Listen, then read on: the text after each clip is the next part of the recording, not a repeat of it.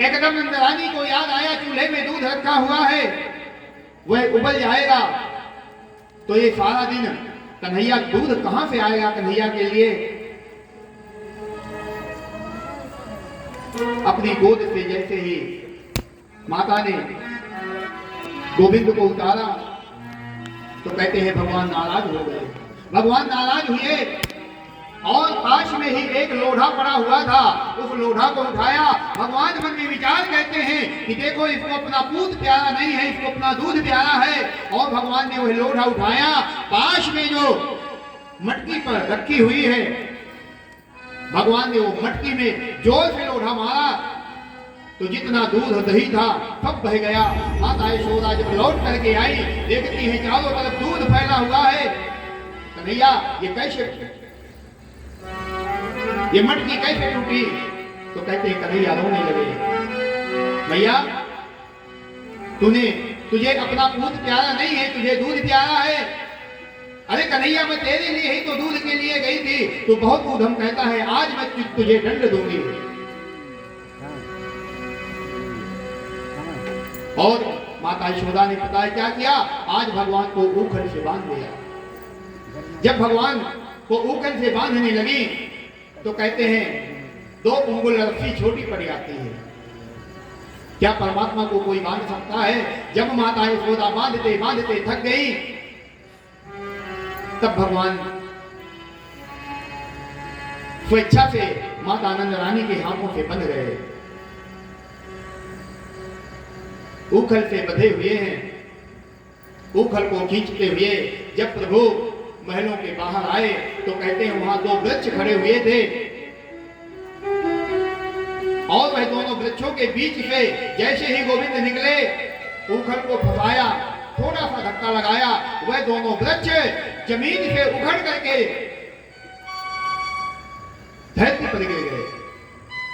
इतने विशाल वृक्ष गिर गए, जोर से आवाज हुई, नंद रानी महलों से दौड़ती हुई आई, क्या हो गया क्या हो गया? नंद बाबा आए, सभी ब्रजमंडल के आए, क्या हुआ? नंद बाबा को पता चला यशोदा ने गोविंद को उखल से बांधा है। कहते हैं बहुत नाराज हुए, यशोदा तूने कन्हैया को उखल से क्यों बांधा? महाराज परीक्षित ने पूछ लिया सुखदेव स्वामी से, हे भगवान उखल से बांधने के उपरांत कहते हैं उन दोनों वृक्षों से एक तेज निकला जो भगवान में समाहित हो गया। राजा परीक्षित ने पूछा कि ये तेज उन दोनों वृक्षों से क्यों निकला? तो कहते हैं दोनों वृक्ष नारद के द्वारा श्रापित थे।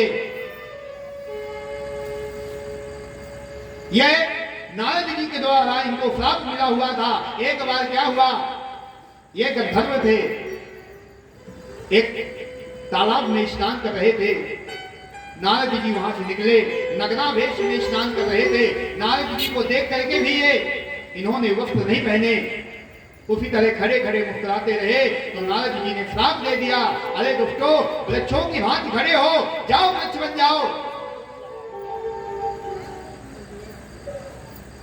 तब ये दोनों वृक्ष बन गए। लेकिन नारद जी की कृपा भी प्राप्त हुई। नारद जी ने कहा जब भगवान का अवतार होगा तब तुम्हारी मुक्ति हो जाएगी। आज भगवान के अवतार से इनकी मुक्ति हुई। कहते हैं काफी समय व्यतीत होता रहा। एक दिन नंद बाबा ने समस्त ब्रजवासियों को बुलाया और कहा कि गोकुल में बहुत उत्पात हो रहे हैं, नित्य नए नए राक्षस आ रहे हैं, हमको गोकुल से चलना चाहिए। कहां? वृंदावन। वृंदावन चलते हैं और वहीं निवास बनाते हैं। ये वृंदावन क्या है? वृंदा कहते हैं तुलसी को, जो तुलसी का वन है वही वृंदावन है। अब तो वहां बहुत महल हो गए, राजपाट वैभव इत्यादि। वृंदावन जाकर के देखो बड़ी बड़ी कोठियां हो गई, लेकिन पहले क्या था? सिर्फ तुलसी का वन ही था। हमें अपने बालकों की रक्षा करनी है, इसलिए हमको गोकुल को छोड़ करके वृंदावन की ओर चलना चाहिए। समस्त ब्रजवासियों ने महाराज नंद बाबा की आज्ञा को सिरोधार किया और समस्त ब्रजवासी कहते हैं अपनी बैलगाड़ी में सामान लादा और सामान लाद करके जो आवश्यक चीजें थी तो वृंदावन की ओर चल दिया। वह पावन वृंदावन धाम कहते हैं वृंदावन शोभन नहीं नंद गावे शोगा अब बंशी वट शोभट नहीं कृष्ण नाम शो नाम। कहते हैं अगर वन को देखना है तो वृंदावन को देखो, अगर किसी भट्ट को देखना है तो बंशी भट्ट को देखो, और कोई नाम लेना है तो क्या नाम लो? गोविंद का नाम लो। हम लोग भी उस पावन वृंदावन धाम की ओर प्रस्थान करते हैं। कहते हैं पूजा दो तरह की होती है, एक क्रिया द्वारा और एक मन के द्वारा। जब शारीरिक क्रिया के द्वारा पूजा ना की जा सके तो मानसिक पूजा करनी चाहिए। तो शरीर जहां बैठा है बैठा रहने दो, मन से हम भी उस पावन वृंदावन धाम को चलते हैं जहां आज भी धनम वृंदावनम देने भक्ति नित्य जा। वह वृंदावन धाम धन्य है जहां आज भी भक्ति नाचती है। इसलिए अपने जीवन में उस वृंदावन को जरूर जाना चाहिए। ऐसे तो प्रतिवर्ष जाना चाहिए, अगर प्रतिवर्ष नहीं जा सकते तो जीवन में एक बार जरूर जाओ और उस बांके बिहारी का दर्शन करो। जिन बांके बिहारी को महाराज हरिदास ने प्रागट किया था, वह निधिवन जहां भगवान रास रचाते थे। एक एक जगह इतनी पवित्र है, वह यमुना तट, वह काली दह, वह निधिवन सभी प्रकार से पापों का क्षय करने वाला है। इसलिए मन वाचा कर्मणा के द्वारा उस पावन वृंदावन धाम का स्मरण करते हैं और मन के द्वारा उस बांके बिहारी के दर्शन करते हैं। मोरे उठे बिरह की पीर सगी वृंदावन जाओगे। मोरे उठे बिरह की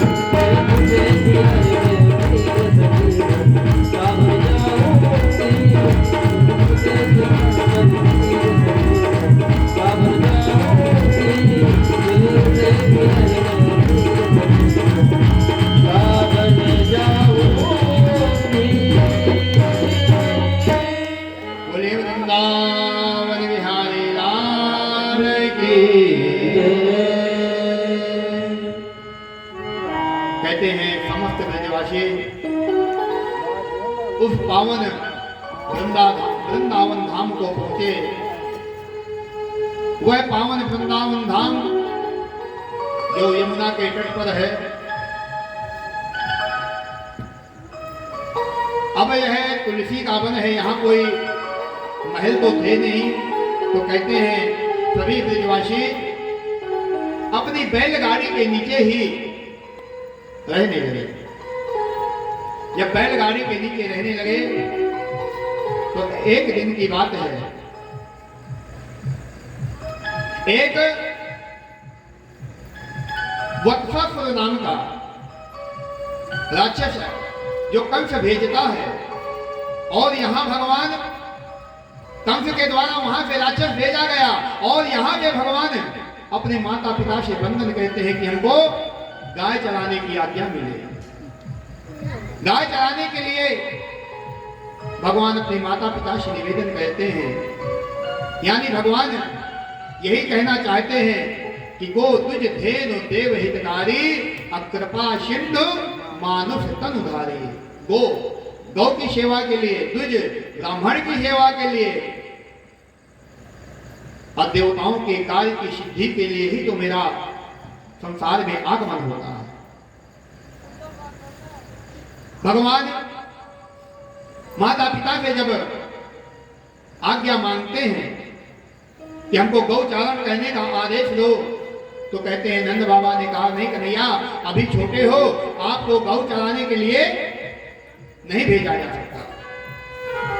लेकिन भगवान जब जिद कहते हैं तो नंद बाबा जो छोटे छोटे बछड़े और बच्चियां हैं उनको चराने की आज्ञा दे देते हैं। जब भगवान गोचारण के लिए ये बछड़े और बच्चियों को लेकर के अपने सखाओं बलदाऊ जी के साथ में गोचारण के लिए जाते हैं, तो वहां कंस का भेजा हुआ वत्सासुर नाम का राक्षस आता है। ये वत्सासुर भगवान को मारने के लिए आया है और एक बछड़े के रूप में है। कहते हैं भगवान इसको पहचान जाते हैं, भगवान की निगाह से कौन बच सकता है, और भगवान के द्वारा इस वत्सासुर का वध किया जाता है। आगे की कथा कहते हुए सुखदेव स्वामी कहते हैं, हे राजा परीक्षित, भगवान की दिव्य नई नित्य लीलाएं। आगे अघासुर आता है, भगवान इस अघासुर को ऐसे तो इनके प्रसंग में जाएं तो कहते हैं यह अघासुर विशाल आकृति लेकर के गुफा बना करके बैठ गया। सभी गोपवाल बछड़ों को चराते हुए जब इसके पास में पहुंचे तो कहते हैं गोपवालों ने देखने की इच्छा प्रकट की और भगवान ने इस अघासुर का भी वध किया। अघासुर का वध करने के उपरांत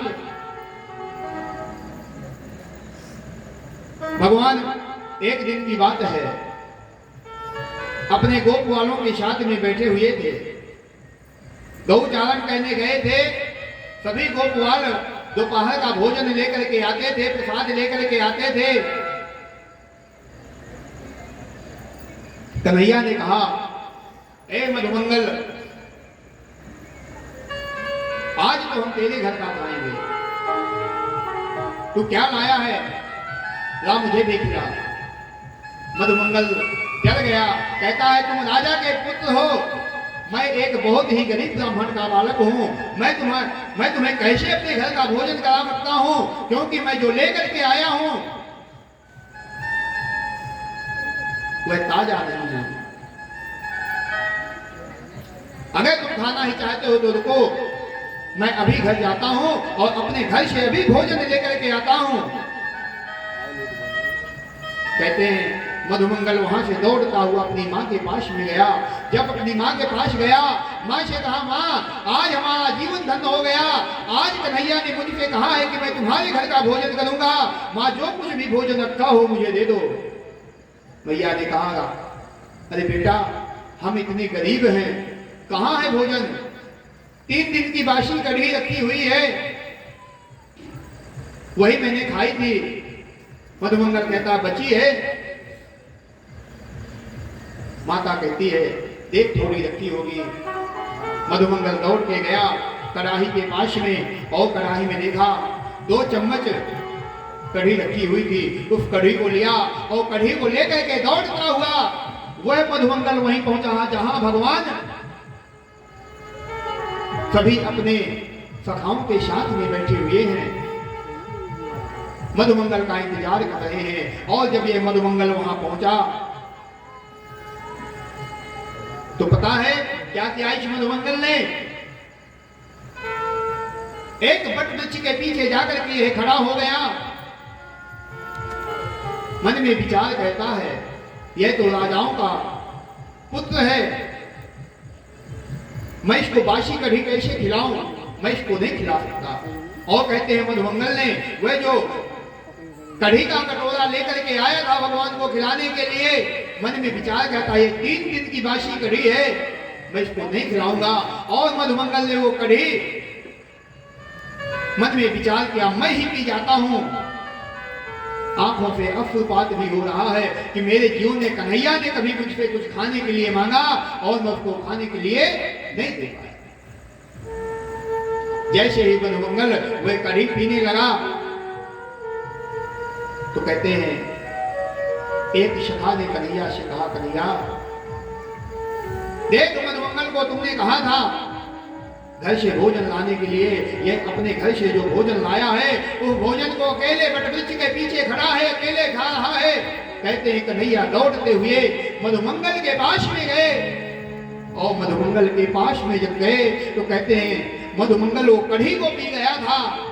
जल्दी जल्दी पीने के कारण मधुमंगल के मुख पे जो कढ़ी बह गई थी उसी को भगवान चाटने लगे थे।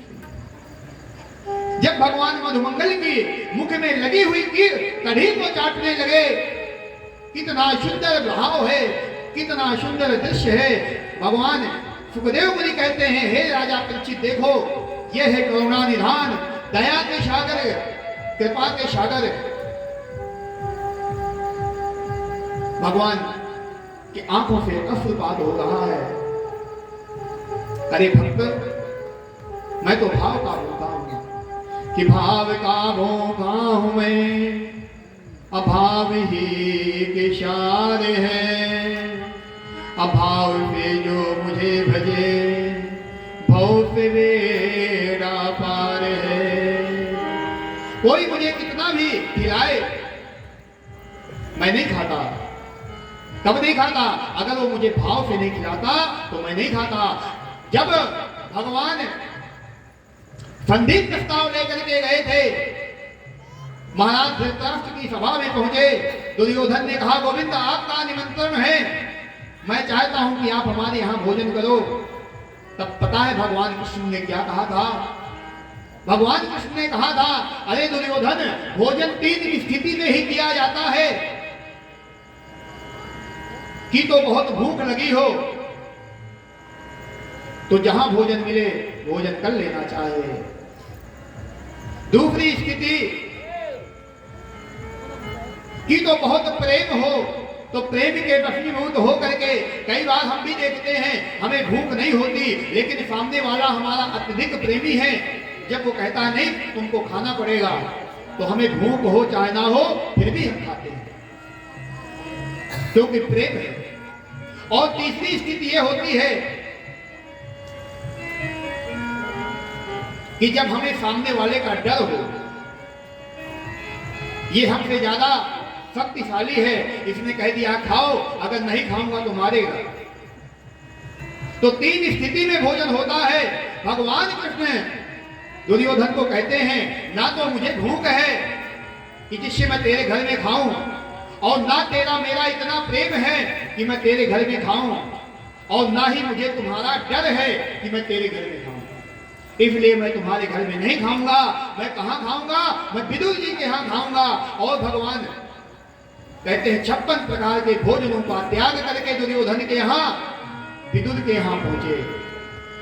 उस गरीब भक्त के यहां भगवान ने भोजन पाया। आज वही भगवान इस भक्त के जो मुखमंडल से कढ़ी बह रही है जूठी, प्रभु चाटने लगे। राजा परीक्षित कहते हैं, हे भगवान, भगवान ने जूठी कढ़ी चाट ली। सुखदेव स्वामी कहते हैं, हे राजा परीक्षित, तुम्हें भ्रम हो रहा है क्या? भ्रम मत करो। ये जो जीव है ना, ये क्या है? ये परमात्मा का ही तो अंश है। हम उसके बालक हैं, वो हमारा पिता है। पिता अपने पुत्र का जूठा खा लेता है। छोटे से बालक को, जो छोटा सा बालक होता है घर में, खेलते खेलते जब पिता भोजन करने बैठते हैं तो पिता की थाली के पास पहुंच जाता है, तो क्या पिता उस बालक को भोजन नहीं कराते? कहते हैं यह जीव वो परमात्मा का अंश है। ईश्वर अंश जीव अविनाशी, ईश्वर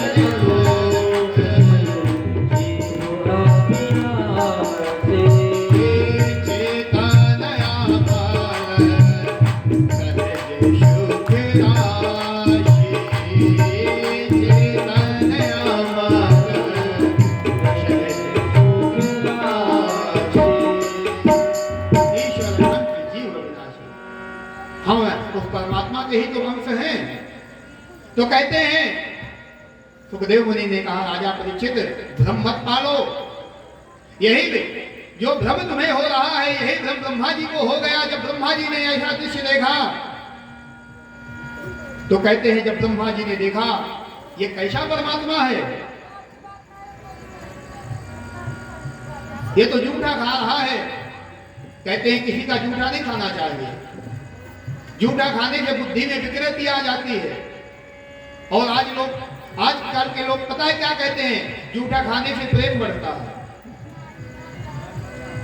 अरे जूठा खाने से प्रेम बढ़ता तो सबसे ज्यादा जूठा तो कुत्ते खाते हैं, कुत्तों में बहुत प्रेम होता। और आजकल तो हम जूठा खाने के लिए पैसा भी देते हैं, जूठा खाने के लिए पैसा भी देते हैं। एक हफ्ते में जब संडे का दिन आता है, कहते हैं आज संडे है, आज घर में खाना नहीं बनेगा, आज होटल चलेंगे। होटल जाते हैं तो होटल में जो बनाने वाला होता है ना, तो क्या शुद्धि के साथ खाना बनाता है? अरे खा लिया, उसी हाथ से अशुद्धता को प्राप्त हो जाता है और उसी हाथ से फिर भोजन बनाने लगता है। उस भोजन को करने के लिए हम पैसा भी देते हैं और भोजन करके आते हैं तो क्या होता है? बुद्धि में विकृति आ जाती है। कहते हैं ऐसे जैसा खाए अन्न ऐसा हो मन। दूषित अन्न नहीं खाना चाहिए। दूषित अन्न खाने से कहते हैं बुद्धि में विकृति आ जाती है, बुद्धि नष्ट हो जाती है। ऐसा व्यक्ति बना हुआ है और हम कहते हैं हमको भगवान की कृपा नहीं प्राप्त हो रही, तो भगवान की कृपा कैसे प्राप्त होगी? जब हम जीवित होंगे तभी तो भगवान की कृपा प्राप्त होगी। जब हम मरे हुए हैं तो क्यों भगवान की कृपा प्राप्त होगी? मन में तो बड़ी कामना लेके जाते हैं, ये चीज मिल जाए, ये चीज मिल जाए। मंदिर में जाते हैं, 10 की नोट चढ़ाते हैं और भगवान से कहते हैं 10 करोड़ की लॉटरी लग जाए, 10 लाख मिल जाए हमको। 10 रुपए में 10 लाख मांगते हैं। एक बार भगवान को देखते हैं, एक बार अपने जूते चप्पल को देखते हैं, कोई लेना जाए। ऐसे आदमी कहते हैं मरे हुए होते हैं। कई बार हम अपनी स्वार्थ के लिए जिस देवी देवता की पूजा करते हैं, जब हमारा काम सिद्ध नहीं होता तो हम उसकी पूजा करना बंद कर देते हैं, दूसरे देवी देवता के पीछे लग जाते हैं। तुलसीदास जी ने कहा ऐसे लोग मरे हुए होते हैं जो अपने इष्ट की पूजा को छोड़ करके दूसरे के पीछे लग जाते हैं। कहा गया है कौन कौन से मरे हुए हैं? कहते हैं 14 प्रकार के प्राणी मरे हुए हैं। क्या हम भी उन 14 में आते हैं? अगर हम भी उन 14 में आते हैं तो हमको भगवान की कृपा कभी नहीं मिलेगी। अब जितने बैठे हैं हम लोग सब समझते हैं कि क्या मैं 14 में आता हूं, क्या आप 14 में आते हैं? क्या जितने बैठे हैं कौन कौन सा व्यक्ति? हम एक दूसरे को नहीं जानते, लेकिन हम अपने आप को तो जानते हैं ना। तुलना कीजिए, क्या मैं 14 में आता हूं? कहते हैं कि कौल काम वश कृपने विमोढ़ा, कौल काम वश कृपने विमोढ़ा, अति दारिद्र तजे शीरति गोढ़ा, अति दारिद्र तजे शीरति गोढ़ा, सदा रोगे वश संतति क्रोधी, सदा रोगे वश संतति क्रोधी, विष्णु विमुखे श्रुति शत विरोधी, विष्णु विमुखे श्रुति शत तन कोश जित अति खानी, तन कोश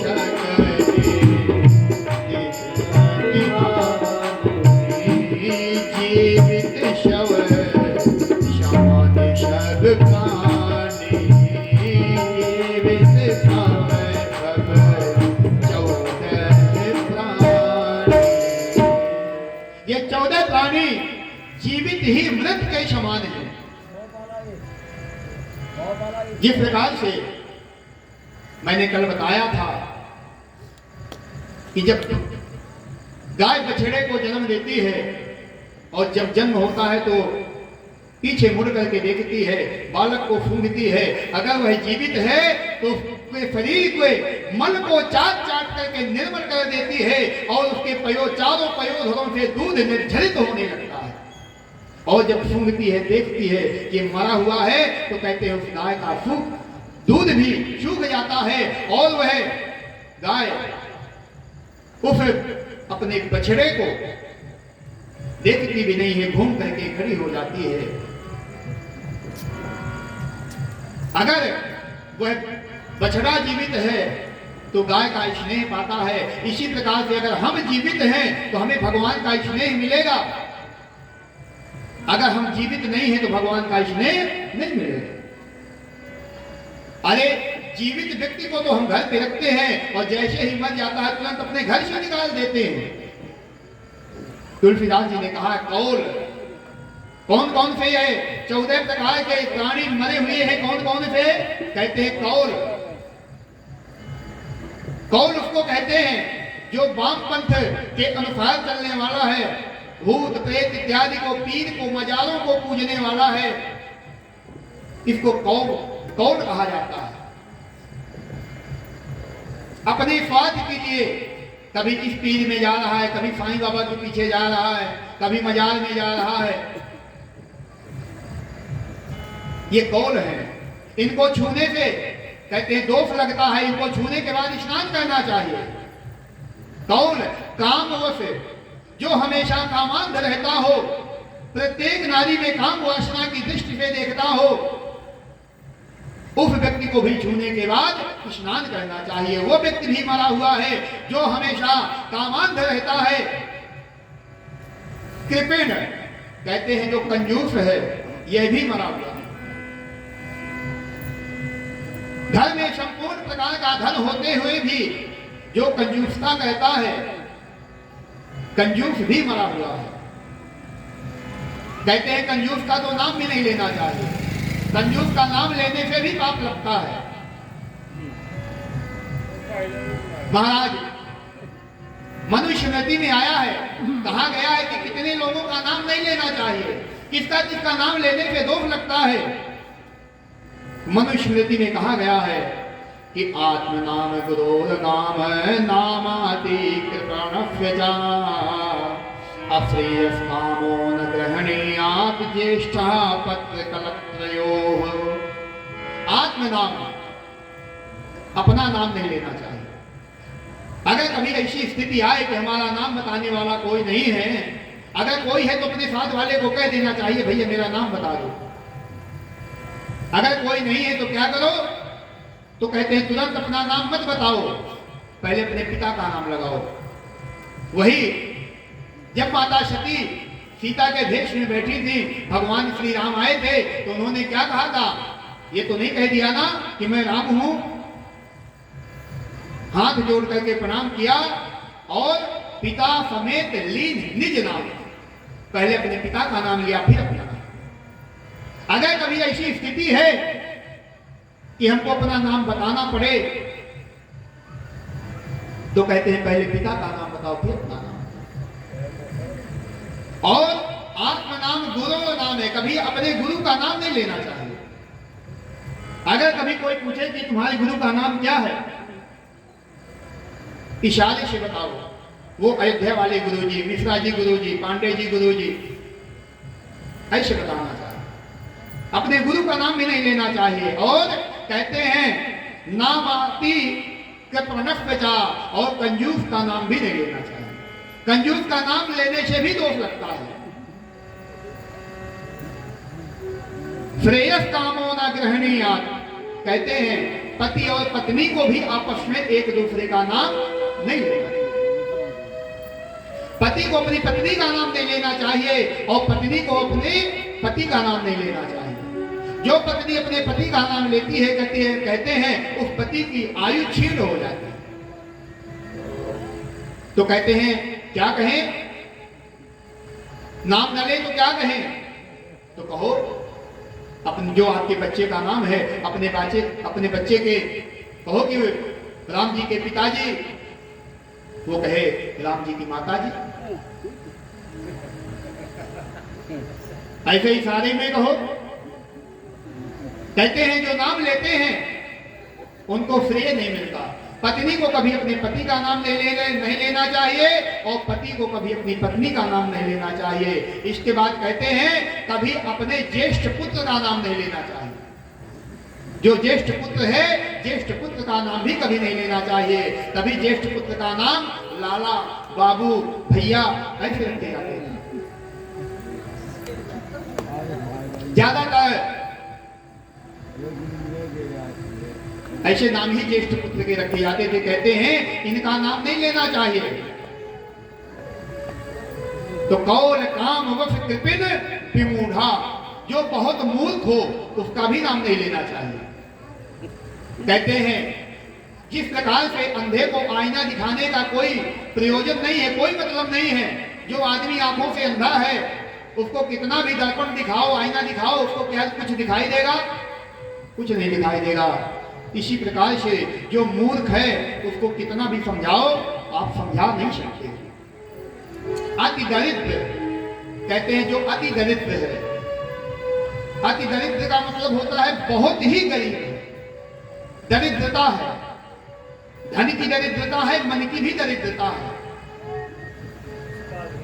अति दरिद्र अजशी, जिसका समाज में यश खत्म हो गया है। कहते हैं पहले बहुत प्रभुता बनी रही, लोग नमस्कार कहते रहे, जहां से निकलते रहे लोग प्रणाम कहते रहे। आज उसको देख करके लोग मुंह फेरे लेते हैं, यश खत्म हो गया, अजशी है। अति बूढ़ा, अति बूढ़ा उसको कहते हैं जो अपनी युवावस्था में मदान्ध हो जाता है और इतना भोग कहता है युवावस्था में कि बुढ़ापा आने के पहले ही बूढ़ा हो जाता है। यह भी मरा हुआ है। और कौन है? तो कहते हैं सदा रोगवश, जो हमेशा रोगी हो, उसका रोग ठीक ही ना होता हो, कहीं भी दवाई कराए तब भी कोई आराम न मिलता हो, वो भी व्यक्ति मरा हुआ है। संतत क्रोधी, हमेशा क्रोध करने वाला हो, बात बात पे झगड़ा कहता हो, बात बात पे सामने वाले का अपमान कहता हो।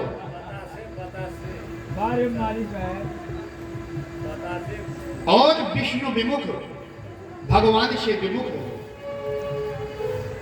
भगवान की पूजा अर्चना ना करता हो, भगवान की वंदना ना करता हो, भगवान का ध्यान ना करता हो, भगवान से दूरी बना करके रखता हो।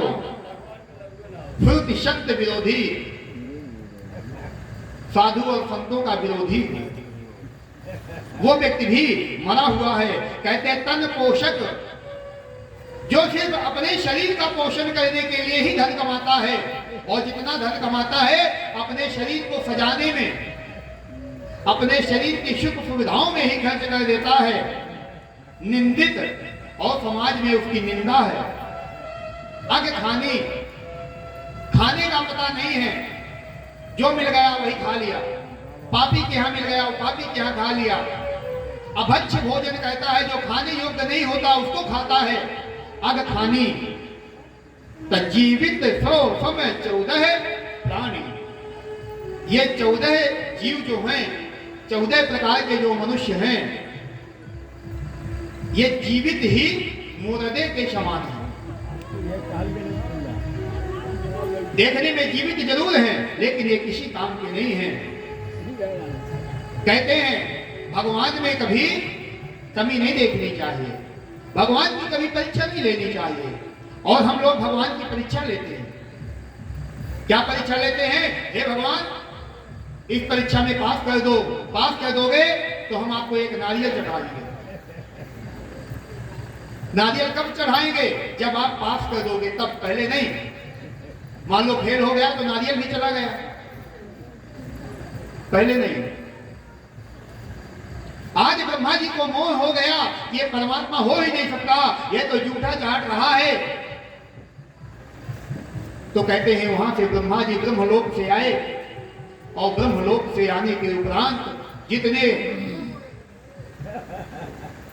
गोपवाल थे, जितने ये बछड़े थे, सभी को चुरा करके ब्रह्मलोक में ले गए। और मन में विचार करते हैं, देखता हूं ये कैसे ब्रह्म है।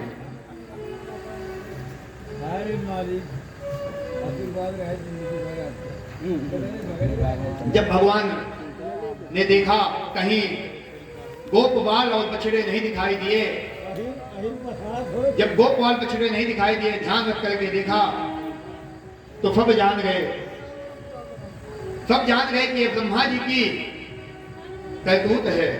तो प्रभु ने पता है क्या किया? जितने बछड़े थे उतने बछड़े बन गए, जितने गोपवाल थे भगवान उतने गोपवाल भी बन गए। ये बात किसी को नहीं पता चली। शाम को सब बछड़े अपने अपने घर गए, सभी गोपवाल भी अपने अपने घर गए। और एक अंतर आया, ये जो सभी बछड़े भगवान के रूप में थे, सभी गोपवाल भगवान के रूप में थे, इनकी माताएं, इनके भाई बंधु इनको अत्यधिक स्नेह करने लगे, बहुत प्रेम करने लगे। एक दिन क्या हुआ, बलदाऊ जी जान गए। कहते हैं कन्हैया ये क्या लीला चल रही है? ये बछड़े गौवे गोपवाल सब कहां हैं? कन्हैया ने कहा भैया ब्रह्मा को मोह हो गया है, वही ले गए। कहते हैं 1 वर्ष व्यतीत हो गया। जब 1 वर्ष व्यतीत होने के उपरांत ब्रह्मा जी ने मन में सोचा चलो मैं जाकर के देखता हूं। तो इस ब्रज में आकर के ब्रह्मा जी क्या देखते हैं? जैसे बछड़े मैं चुरा करके ले गया था वही बछड़े चल रहे हैं। जितने गोपवालों को मैं लेकर के चला गया था वही गोपवाल को भगवान के साथ में खेल रहे हैं।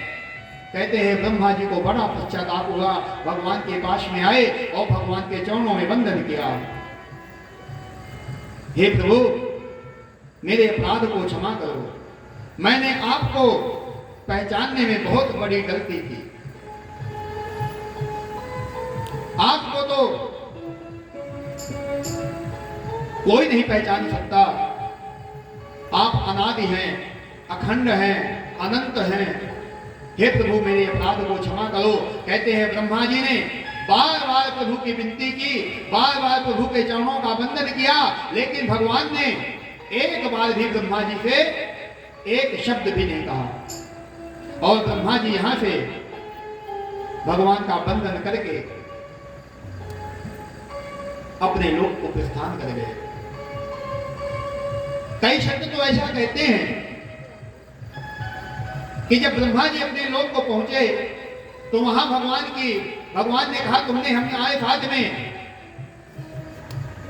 माया फैलाई है तो अब हम तुम्हारे यहां भी माया फैलाते हैं। भगवान ने ब्रह्मा जी के लोक में, ब्रह्मलोक में एक दूसरा ब्रह्मा बिठा दिया।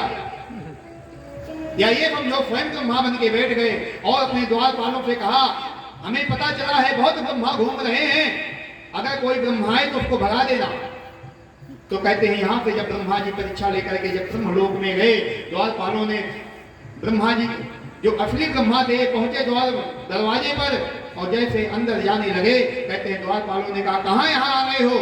हमारे ब्रह्मा जी अंदर बैठे हुए हैं। ब्रह्मा जी ने कहा, मैं ही ब्रह्मा हूं। उन्होंने कहा, तू ब्रह्मा नहीं हो सकता, ब्रह्मा जी तो हमारे अंदर हैं। तब ब्रह्मा जी ने भगवान का वंदन किया और भगवान ने ब्रह्मा के मोह की निवृत्ति की। इस प्रकार से भगवान बहुत सुंदर लीलाएं कहते हुए कहते हैं, महाराज आज भगवान कृष्ण कितने सुंदर लग रहे हैं। माता नंदरानी प्रभु के रूप को देखती है। जब भगवान गौओं को चरा करके आते हैं, सायंकाल गोधूल की वेला है, भगवान के माथे पर पसीना निकल रहा है और भगवान का मुखारबिंद लाल हो गया है, पसीने की बूंदें चेहरे पर लगी हुई हैं। लाखों गौओं के खुरों से जो धूल उड़ रही है वह धूल प्रभु के मुखारबिंद पर लग रही है, चिपक रही है। भगवान का मुखारबिंद ऐसे लग रहा है जैसे कमल के पुष्प पर जो जल की बूंदें पड़ी होती हैं। भगवान की ऐसी दिव्य झांकी जब कन्हैया गौ चढ़ा करके आते हैं तो झांकी का दर्शन करें, निहारें। गोपाल के सम्मुख बैठ करके कहते हैं, बड़ी सुंदर झांकी है, जिनका अधर भी लाल मधुर है, अधर भी मधुर है, केश भी मधुर है, जिनका शरीर भी मधुर है, नयन भी मधुर है, हंसना भी मधुर है, चलना भी मधुर है, बोलना भी मधुर है। ऐसे बहुत सुंदर परमात्मा की ऐसी दिव्य झांकी कहते हैं, जो कोई देखता है वह निहाल हो जाता है। कि अधरम मधुरम बदनम मधुरम नयनम मधुरम हसिता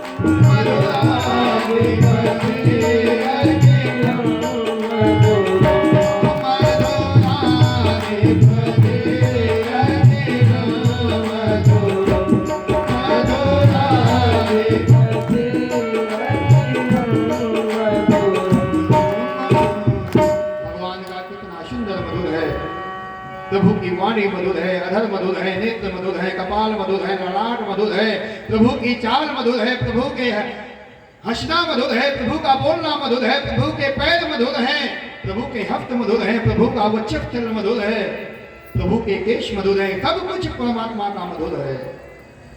कहते हो परमात्मा जो भी देखता है मुक्त हो जाता है। आगे की कथा कहते हुए सुखदेव स्वामी कहते हैं, हे राजा परीक्षित, भगवान एक दिन बछड़ों को चराने गए और वहां धेनुकासुर नाम का एक राक्षस आया और भगवान ने धेनुकासुर नाम के राक्षस का भी वध किया।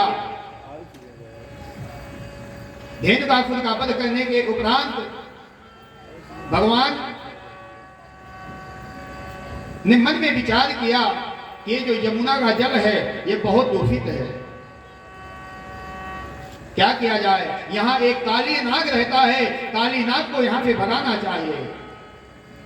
क्योंकि लोक दुष्टाम कृष्णा कृष्णा कृष्णा हि नाचिवो अतस्या विशुद्ध मन्नच्छन् सर्प समुदवामयत।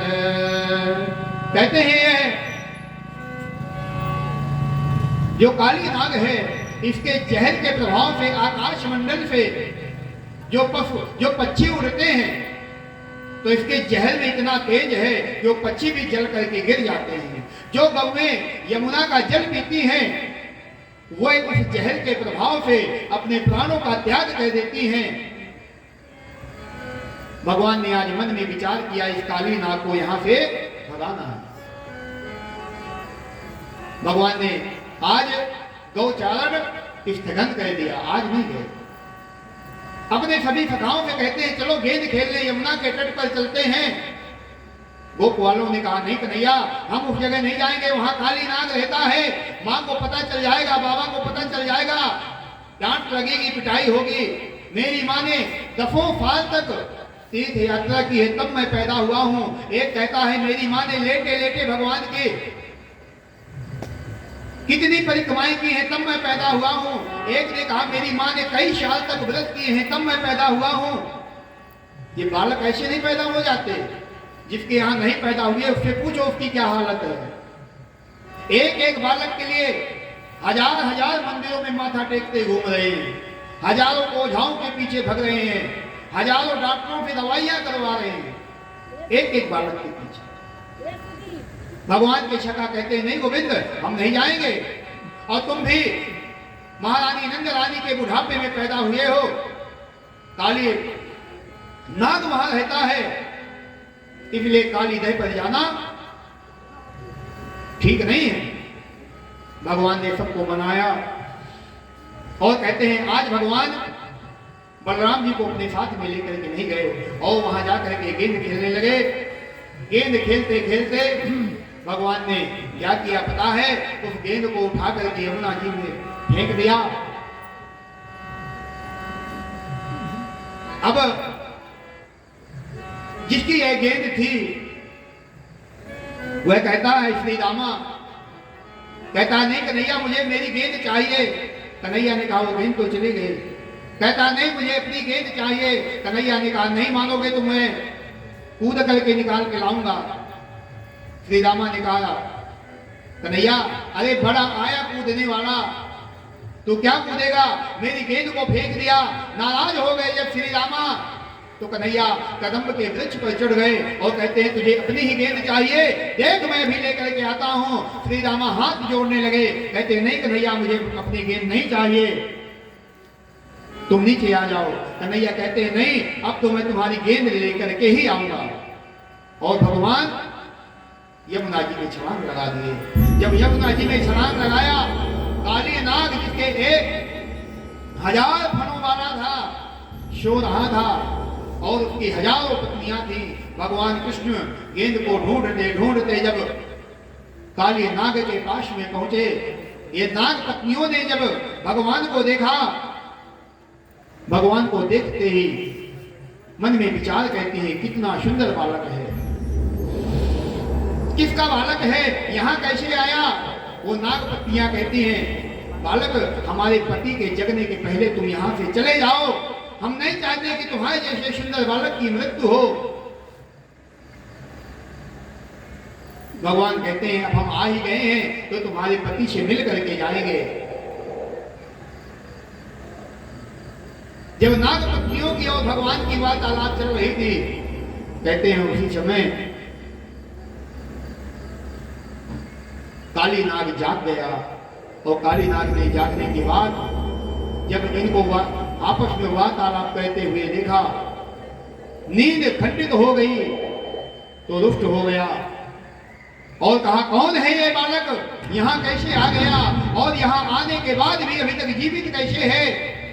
अपनी पूंछ से भगवान को बांध लिया। जब भगवान को बांध लिया अपनी पूंछ से, तब भगवान ने अपने शरीर को फुलाना प्रारंभ किया। भगवान ने जब अपने शरीर को फुलाना प्रारंभ किया तो काली नाग की जो पकड़ थी भगवान पर वह ढीली हो गई।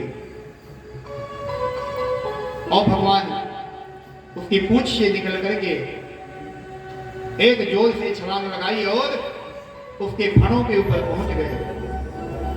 फणों के ऊपर जब पहुंच गए भगवान, तो कहते हैं जिस फन को यह काली नाग उठाता है, भगवान उसी पर पद का प्रहार करते हैं। पदों के प्रहार कहते कहते कहते हैं ऐसा कोई भी फन नहीं बचा जिस पर घाव नहीं हो गए। काली नाग तड़पने लगा। काली नाग की जो पत्नियां थी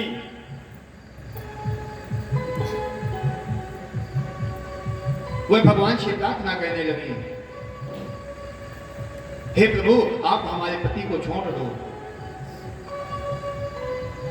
भगवान इन काली नाग की पत्नियों की प्रार्थना को सुन करके कहते हैं, देवियों यह जो तुम्हारा पति है काली नाग, इसने यहां बहुत इसके जहर के प्रभाव से बहुत से जीव मर गए, इसको दंड देना आवश्यक था।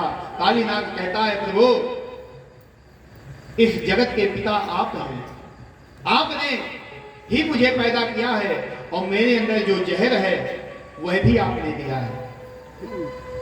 जब आपने मुझे यह जहर दिया है तो मैं जहर कहां ले जाऊं? तो कहते हैं भगवान कहते हैं ये जहर जो है तुम्हें अपने बचाव के लिए है,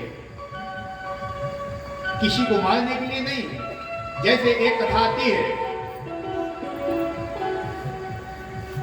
एक सत्य जी थे और उसी क्षेत्र में एक बहुत ही जहरीला नाग रहता था। जब जहरीला नाग रहता था वह नाग बहुत लोगों को काट चुका था।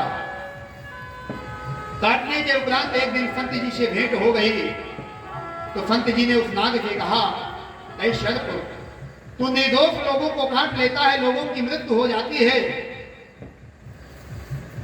आज तू मुझे वचन दे कि आज के बाद तू किसी को नहीं काटेगा। तो सर्प ने कहा ठीक है महाराज, अगर आप सत्य हैं और मुझसे वचन लेना चाहते हैं तो मैं आपको वचन देता हूं कि आज के बाद मैं किसी को नहीं काटूंगा।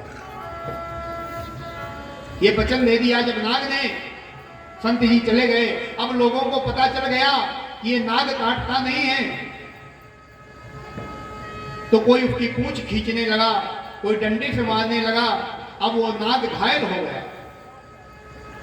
जब घायल हो गया तो उन्हीं संत जी से एक दिन भेंट हुई तो नाग ने संत जी से कहा, महाराज मैंने आपको वचन देकर के बहुत गलत किया। क्यों?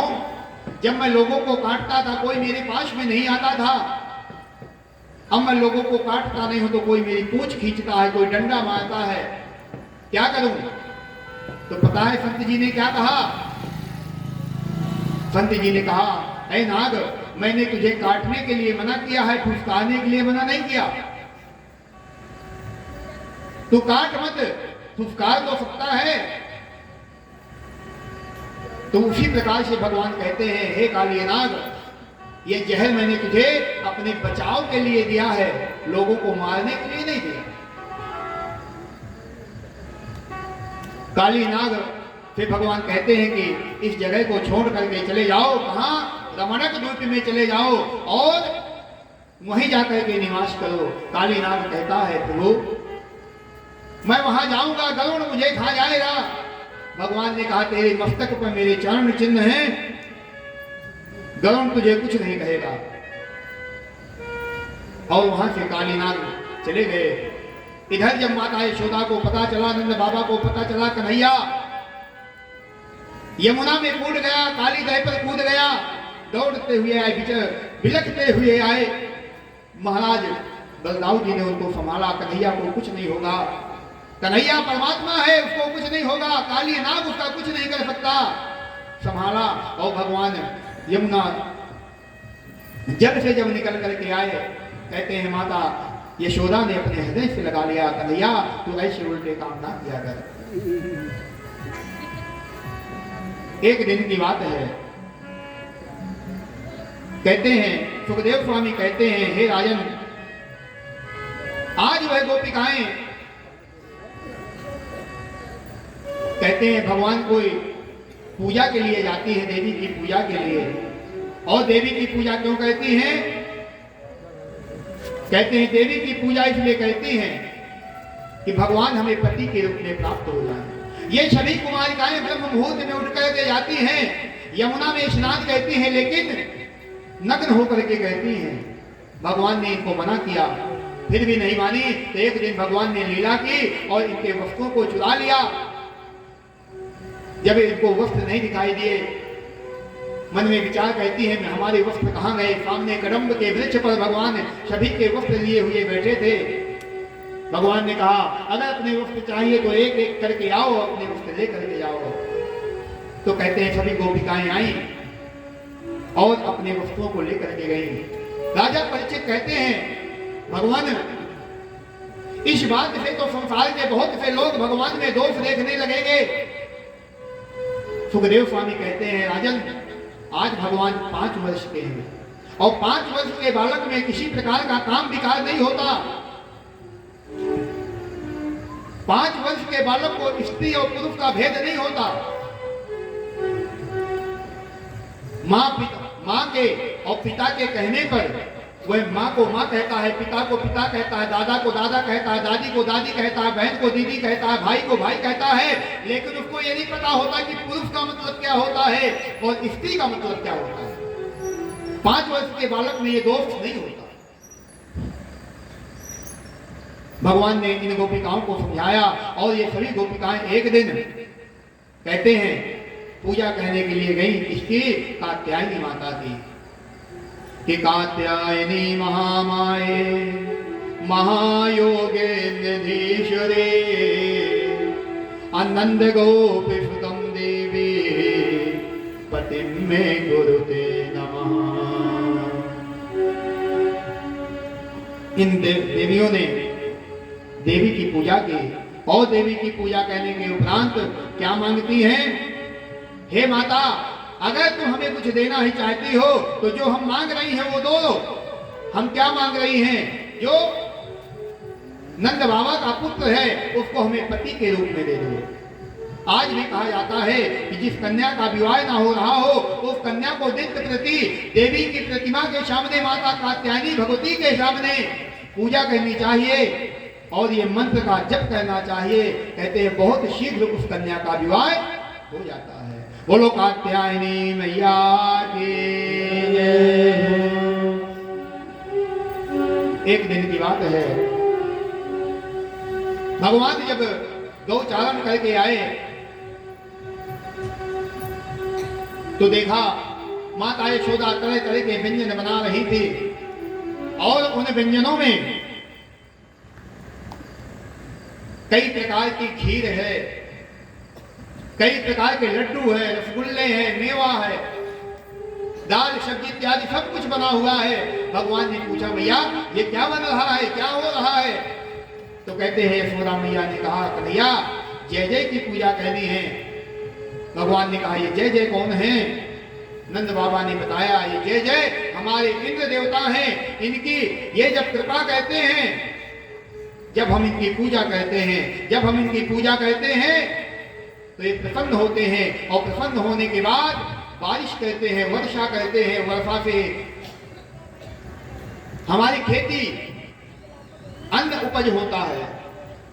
भगवान कहते हैं इंद्र की वजह से अन्न नहीं उपज, अन्न की पैदावार इंद्र की वजह से नहीं होती।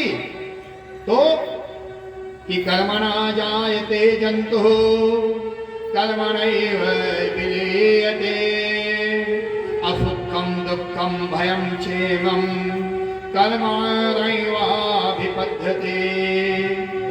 कहते सब अपने कर्मों का फल। अग्नि का काम है अग्नि को जलाना, वरुण का काम है जल की वृष्टि करना, पवन का काम है वायु को चलाना, सूर्य का काम है तेज देना, चंद्रमा का काम है शांति देना। अगर इनकी पूजा नहीं करोगे तब भी ये अपनी क्रिया से पदच्युत नहीं हो सकते। जिसका जो कार्य है वो उसको करना ही पड़ेगा। क्या तुम्हारे इंद्र देवता ने कभी तुम्हें दर्शन दिया है? क्या आकर के जो तुम इतना भोग बनाते हो तुम्हारे भोग को खाया है? नंद बाबा इत्यादि कहते हैं नहीं कन्हैया, हमें इंद्र ने दर्शन तो कभी नहीं दिया। भगवान कहते हैं कि तुम्हें गोवर्धन की पूजा करनी चाहिए। वो गोवर्धन भगवान जहां हमारी गौएं चलती हैं और दूध देती हैं, जिसकी तलहटी पर हमारा जीवन व्यतीत हो रहा है, ऐसे गोवर्धन भगवान की हमें पूजा करनी चाहिए। नंद बाबा कहते हैं अगर हमने गोवर्धन की पूजा की, इंद्र देवता नाराज हो गए तो उनसे हमारी रक्षा कौन करेगा? क्या तेरे गोवर्धन भगवान हमारी रक्षा करेंगे? कन्हैया ने कहा हाँ करेंगे। क्या तेरे गोवर्धन प्रकट होकर के प्रसाद पाएंगे? कन्हैया ने कहा हाँ, मेरा विश्वास है मेरे गोवर्धन प्रकट होकर के प्रसाद पाएंगे। कन्हैया ठीक है अगर तू कहता है, क्योंकि सभी कन्हैया की बात को मानते हैं। कन्हैया ने कितने राक्षसों का वध कर दिया। आज सभी ब्रजवासी बैलगाड़ी में तरह तरह के व्यंजन सजाए और गिरिराज का पूजन करने के लिए गोवर्धन धाम की ओर प्रस्थान कर गए। जब गोवर्धन धाम की ओर जा रहे हैं, वह गिरिराज धरण भगवान कृष्ण साथ में जा रहे हैं और भगवान बारंबार मुस्कुराते हैं। सभी ब्रजवासी मन ही मन अत्यधिक प्रसन्न हैं कि हमारा कन्हैया जो कह रहा है हम वही करेंगे। जब गोवर्धन धाम को पहुंचते हैं, गोवर्धन धाम में पहुंच करके गोवर्धन की पूजा करने लगते हैं। गोवर्धन की पूजा करते हैं तो कहते हैं एक दो लोटे से स्नान थोड़ी हो जाएगा, हजारों बाल्टियां जल मंगाया गया गोवर्धन जी को स्नान कराने के लिए।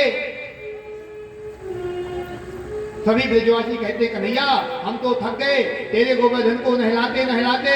तो कहते हैं भगवान ने वहां मनुष्य गंगा को प्रकट कर दिया, जो जो आज भी हैं, जिनको हम मानसी गंगा के नाम से जानते हैं। बोलो मानसी गंगा की जय। भगवान गोवर्धन का बहुत दिव्य स्वरूप है और सभी ब्रजवासी गोवर्धन भगवान की पूजा कर रहे हैं। हम भी थोड़ा गोवर्धन भगवान का स्मरण करते हुए कथा को आगे बढ़ाते हैं कि श्री गोवर्धन महाराज महाराज तेरे माथे मुकुट विराज हो। श्री गोवर्धन महाराज महाराज तेरे माथे मुकुट विराज हो।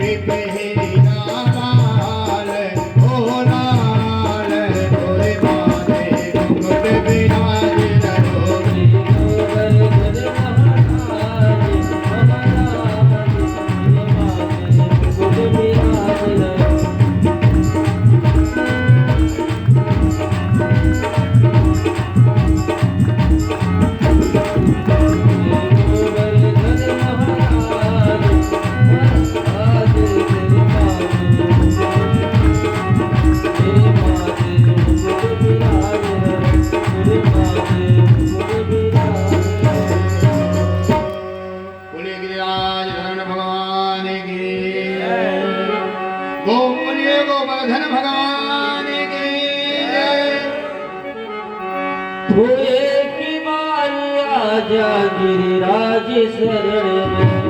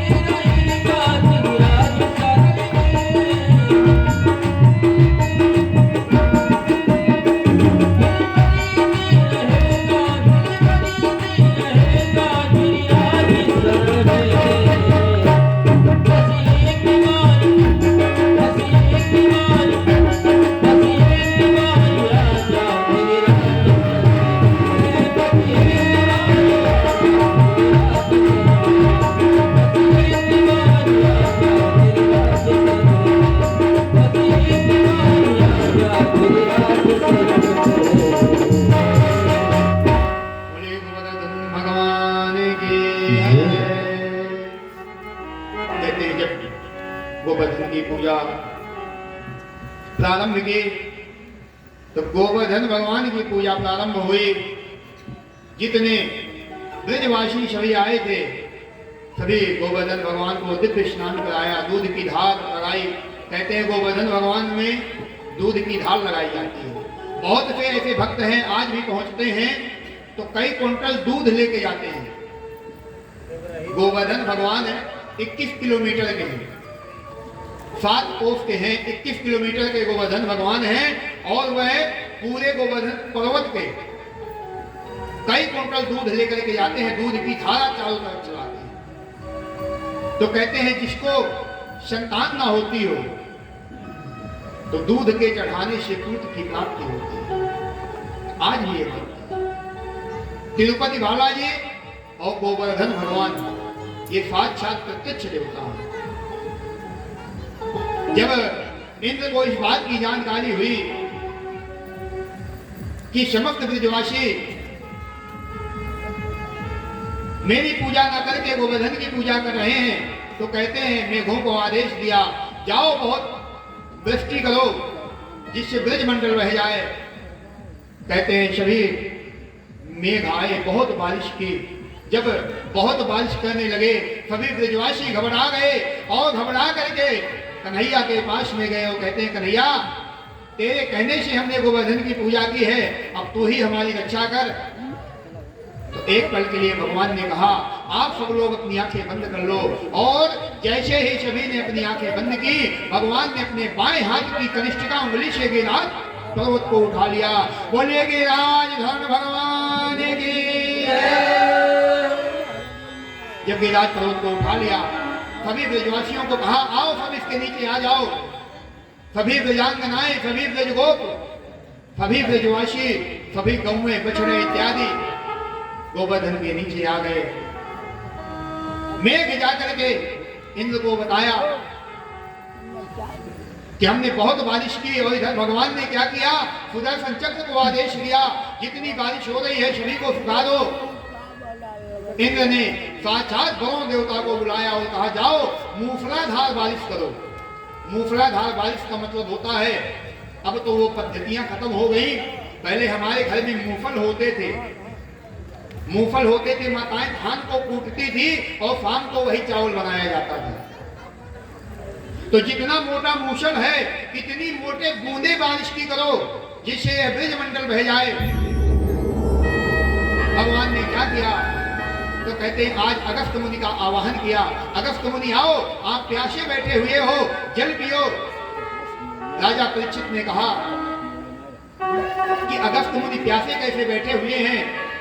तो सुखदेव मुनि कहते हैं हे राजा परीक्षित, त्रेता की बात है, एक बार माता जानकी ने भगवान श्री राम से कहा था कोई ऐसे ब्राह्मण को बुलाओ जो बहुत खाता हो। आपके यहाँ ऐसे ऐसे ब्राह्मण आते हैं जो एक एक दो दो फुलका दो दो रोटी खा करके चले जाते हैं। मैं चाहती हूँ कि ऐसे ब्राह्मण को बुलाओ जो बहुत खाता हो। भगवान ने कहा देवी ब्राह्मणों के चक्कर में मत पड़ो। कहते हैं जानकी नहीं मानी, तो भगवान ने अगस्त मुनि का आवाहन किया और अगस्त मुनि को इशारे में कहा हे विप्र देवता, आपको अच्छे से भोजन करना है। भगवान को इशारे में अगस्त मुनि ने भी कह दिया ठीक है। माता जानकी भोजन बना करके लाई, अगस्त मुनि ने दृष्टि मात्र से समाप्त कर दिया। कहते हैं माता जानकी पाकशाला जाती हैं, रसोई घर जाती हैं, भोजन लेके आने नहीं पाती और महाराज अगस्त वो भोजन समाप्त कर देते हैं। माता जानकी थक गई, साक्षात अन्नपूर्णा को आवाहन किया, रिद्धि सिद्धि को बुलाया, गणेश जी को बुलाया, सभी को भोजन बनाने में लगा दिया। कहते हैं थाल के थाल आते हैं और अगस्त मुनि दृष्टि मात्र से समाप्त कर देते हैं। माता जानकी थक गई भोजन कराते कराते। तो कहते हैं माता जानकी आई अगस्त जी के पास में और कहती हैं बाबा भोजन के बीच में जल भी पीना चाहिए। अगस्त मुनि कहते हैं देवी जब भोजन का मध्य होगा, जब आधा भोजन हो जाएगा हम अपने आप जल पी लेंगे। माता जानकी कहती हैं हजारों कुंटल भोजन कर गए, अभी इनका आधा भोजन नहीं हुआ। तो कहते हैं राम जी के पास में गई और कहा अब बुलाया तो बुलाया, ऐसे ब्राह्मण को मत बुलाना।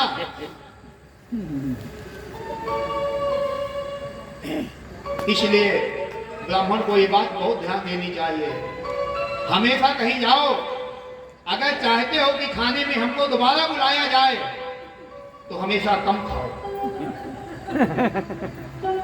क्योंकि अगर आपने ज्यादा खाया तो आपको दोबारा नहीं बुलाया जाना। क्योंकि आज की माताएं इतनी कोमल हो गई हैं कि अपने लिए बनाना ही मुश्किल हो गया है। पता चला 10 रोटी का आटा लगाया, जिस ब्राह्मण को बुलाया वो 20 खा के गया। ऐसे नहीं, अगर मन में अभिलाषा है कि हमें हमेशा खाते रहें तो हमेशा कम खाओ। कहते हैं महाराज अगस्त जी को राम जी ने इशारा किया, प्रभु बंद करो। तो कहते हैं अगस्त मुनि ने कहा भगवान जल मंगाओ। अब जानकी जी कहती है इनको कौन जल पिलाएगा, जिसने हजारों कुंटल भोजन कर लिया उसको कौन जल दे, हजारों कुंटल जल कहां से आएगा। भगवान राम ने कहा आपने त्रेता में भोजन किया है, जब हम द्वापर में कृष्ण के अवतार में आएंगे तब आपको जल पिलाएंगे। आज भगवान ने अगस्त मुनि को आह्वान किया, आओ जल पियो। अगस्त मुनि आ गए, अंजलि फांद करके बैठ गए। ये वही अगस्त हैं जिन्होंने एक अंजलि से माता गंगा को पी गए थे। अंजलि फांद करके बैठे हैं, जितनी वृष्टि हो रही है, जितनी वर्षा हो रही है, अगस्त मुनि पी रहे हैं। कहते हैं जब इंद्र के देवताओं ने देखा अरे यहाँ तो धूल उड़ रही है, इंद्र के पास में गए, इंद्र को बताया, इंद्र को आभास हुआ मैंने गलती कर दी, लगता है साक्षात परमात्मा है। और इधर क्या हुआ, गोप वालों ने कहा कन्हैया तू थक गया होगा, चल हम बांस लगा लेते हैं, अपनी अपनी लठ लगा लेते हैं, तुम छोड़ दो। कन्हैया ने कहा नहीं ठीक, नहीं रहने दो, आप इसको नहीं संभाल सकते। कहते नहीं हम संभाल लेंगे। कन्हैया ने कहा नहीं मैं भगवान हूं इसलिए मैं इसको संभाल सकता हूं, तुम नहीं संभाल सकते। कहते हैं सभी गोप वालों ने जब बारंबार कहा, भगवान ने जरा सा अपनी उंगली नीचे की, सभी के डंडे लाठियां टूट गई और चिल्लाने लगे बचाओ बचाओ, कन्हैया तुम ही संभालो, हम नहीं संभाल सकते। तब भगवान ने पुनः गोवर्धन को यथास्थिति संभाल लिया। एक गोपवाल ने कहा कन्हैया तुझमें इतनी शक्ति कहां से आ गई, तूने गोवर्धन पर्वत को जो 7 कोस का है एक उंगली से उठा लिया। भगवान ने कहा कि जो मेरे अंदर शक्ति आई है वो मेरी शक्ति नहीं है, किसकी है, कि कछुमाखन का बल बढ़्यो, कि कछुमाखन का बल बढ़्यो, कछु गोपन करी सहाय, राधा जो की कृपा से गिरिवर लियो उठाए। अरे मैंने तुम लोगों के यहाँ जो माखन खाया है उसी में शक्ति आ गई है और मैंने थोड़ी उठाया है।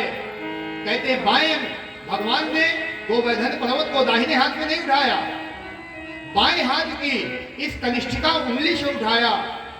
तो बायां अंग किसका माना जाता है, बायां अंग नारी का माना जाता है। जब विवाह होता है तो ब्राह्मण मंत्र बोलते हैं ना, वामांग मायामि तदा त्वदीयं जगाद कन्या प्रथमं कुमारी, ये मंत्र बोलते हैं। बायां अंग पुरुष का जो होता है वह स्त्री का अंग माना जाता है। भगवान कहते हैं मैंने गोवर्धन को नहीं उठाया, राधा रानी ने उठाया है। बोलो राधा रानी सरकार की। अब भगवान गोवर्धन के रूप में प्रकट हो गए और जितना 56 प्रकार का भोजन था भगवान ने वो 56 प्रकार का भोजन पाया।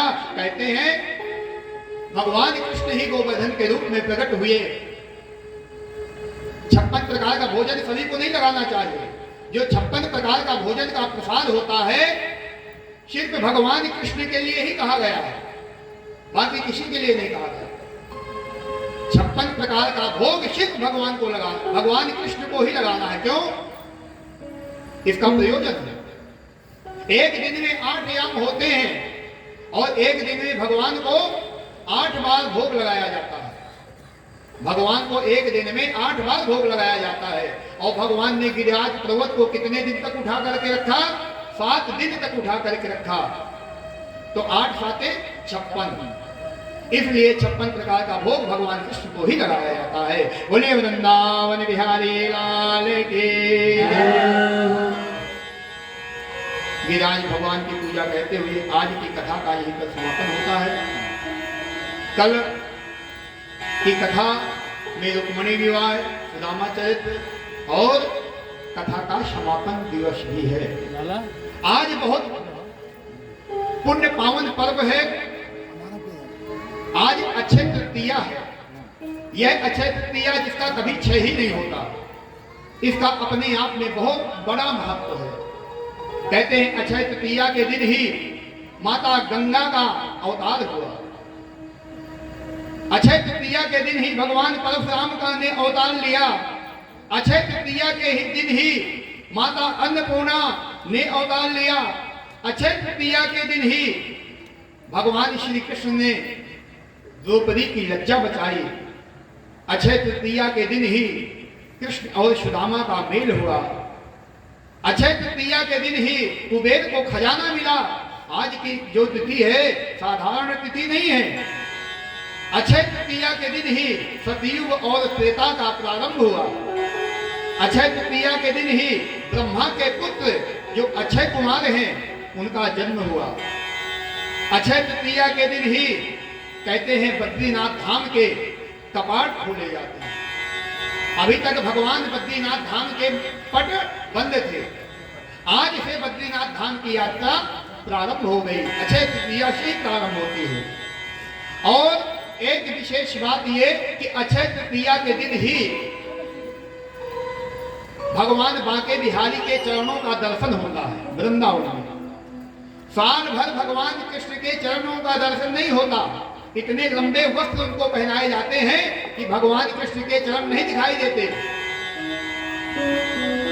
अक्षय तृतीया के दिन ही भगवान को छोटे कपड़े पहनाए जाते हैं और सभी भक्तों को भगवान श्री कृष्ण के चरण कमलों का दर्शन कराया जाता है। इतना महत्व है आज की तिथि का। और एक बात मुझे और ज्ञात हुई कि यह पुण्य अक्षय तृतीया जिसका कभी क्षय ही नहीं होना है, ऐसे अक्षय तृतीया को महापुरुषों का जन्म होता है। ऐसे विद्वत महापुरुषों का जन्म होता है जो सनातन काल तक, अनादि काल तक, अनंत काल तक अपनी प्रतिभा को छोड़ करके जाते हैं और जब तक रहते हैं संसार को प्रकाशित करते हैं। और उन्हीं प्रकाशित करने वालों में एक सूर्य यहाँ भी विद्यमान है जो संसार को प्रकाशित करते हैं। एक सूर्य हमारे मध्य में बैठे हुए हैं। पूज्य गुरु जी महाराज का भी आज जन्म दिवस है। यह तिथि बहुत बड़े पुण्यात्मा को मिलती है और इनकी प्रतिभा को, इनके नाम को, इनके यश को, इनकी विद्वता को जब मुझे पता चला मैं बारंबार इनको नमन करता रहा। और मेरा सौभाग्य है कि इनके सानिध्य में बैठ करके मुझे जो अल्प ज्ञान है, अल्प से भी अल्प है, ज्ञान तो है ही नहीं है, कुछ कहने की चेष्टा करने के लिए यहाँ आ गया हूँ। तो उनके सानिध्य में बैठ करके उनका आशीर्वाद भी मुझे प्राप्त हो रहा है। ये व्यासपीठ भगवान वेद व्यास जी के द्वारा उनके यश की वृद्धि हो, आयु की वृद्धि हो, आरोग्यता की वृद्धि हो, नाम हो, यश हो, पद हो, प्रतिष्ठा हो। और जिस प्रकार से आज उनकी कीर्ति संसार में फैल रही है, इसी प्रकार से उनकी कीर्ति फैलती रहे और लंबी आयु हो। और भगवान के चरण कमलों में जैसी प्रीत उनकी आज है, ऐसे पूज्य गुरुदेव की प्रीति हमेशा भगवान के चरणों में बनी रहे और भगवान बांके बिहारी भागवत भगवान की कृपा प्राप्त होती रहे। बोले वृंदावन बिहारी लाल की जय। अब आरती का समय हो रहा है।